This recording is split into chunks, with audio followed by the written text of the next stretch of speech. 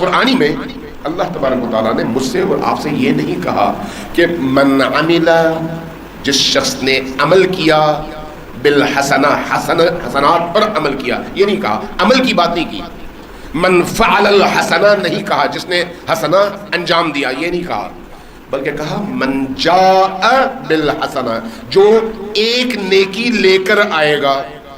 جب آپ اہل البیت سے پوچھیں گے کہ یہ ایک نیکی لے کر جانے کا مطلب کیا ہے، چونکہ ہم بظاہر جب دیکھیں گے تو ہمیں سمپل جملہ نظر آئے گا، جو بھی ایک نیکی کرے گا یا ایک نیکی لے کر اللہ کی بارگاہ میں جائے گا، بات ختم ہو گئی. اہل البیت ہمیں بتائیں گے کہ اس کا مطلب یہ ہے کہ جب تم کوئی عمل انجام دیتے ہو اور وہ عمل خیر کا عمل ہے، تو اس عمل خیر کو لے کر اللہ کی بارگاہ میں پہنچنے تک کا جو عرصہ ہے، اس عرصے میں کوشش کرو کہ اس عمل کو کیڑے نہ لگیں، اس عمل کو دیمک چاٹ نہ لے، اس عمل میں کوئی خرابی پیدا نہ ہو. آپ نے آج ایک عمل انجام دیا، لیکن اس کے بعد کچھ ایسی حرکتیں کی جس کے نتیجے میں یہ عمل خراب ہو گیا. آپ نے زمین پر ہل چلایا، نرم کر لی، کرنے کے بعد اس میں دانہ ڈالا، کھاد بھی ڈالا، پانی نہیں ڈالا. اب جب پانی نہیں ڈالا تو خشک زمین میں وہ دانہ اگنے والا نہیں ہے. فرض کرے پانی بھی ڈال لیا، اس کے بعد کھاد بھی ڈال لیا، لیکن وہ جراثیم کش دوائیں جو کیڑوں کو مارتی ہیں اگر آپ نے نہیں ڈالی تو پھر بھی اس فصل کا اس طرح سے تیار ہونا ممکن نہیں ہے.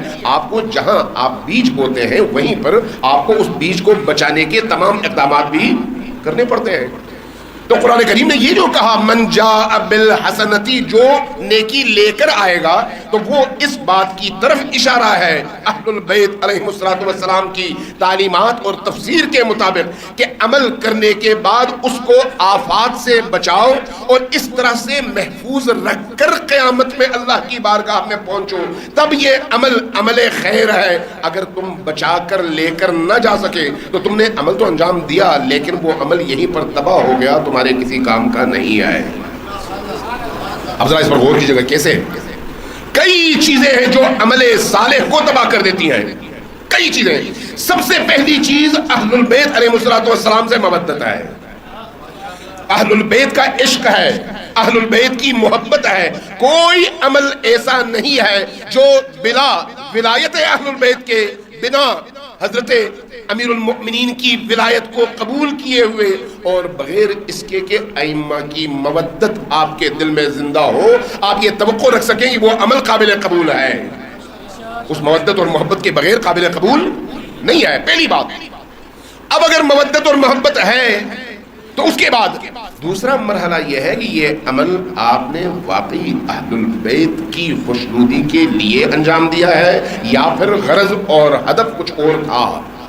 آپ نے واقعی خدا کے لیے کیا ہے یا پھر کسی اور مقصد کے لیے کیا ہے.